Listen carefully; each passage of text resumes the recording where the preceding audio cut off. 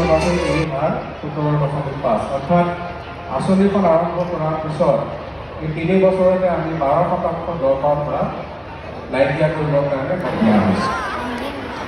আমাৰ সকলোবিলাক মধ্যমীয়া বিদ্যালয়ত আমাৰ হাইস্কুল নাই। সেইকাৰণে যেতিয়া মধ্য ইংৰাজী বিদ্যালয় ক্লাছ 8 পাছ কৰি এইটো বৰ্ষত আমাৰ প্ৰায় 3,10,000 ছাত্ৰ ছাত্ৰীয়ে বাইচাইকেল পাব। ইয়াত আমাৰ চৰকাৰী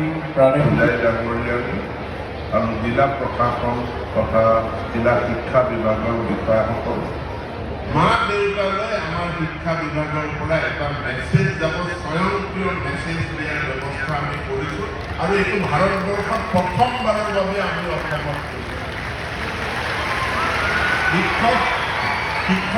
শিক্ষামন্ত্ৰী ৰণোজ পেগু ডাঙৰীয়া, আমাৰ মন্ত্ৰী যোগেন মহান ডাঙৰীয়া, বিমল বৰা ডাঙৰীয়া, সকলোৱে জগত জয় কৰিব পাৰোঁ। আমি নিজক এজন সুস্থ মানুহ বুলি, আমি এজন শক্তিশালী মানৱ। অনামিকা গগৈ, লেঙেৰী উচ্চ দাস, ৰংমৰীয়া উচ্চতৰ মাধ্যমিক বিদ্যালয়ৰ ছাত্ৰী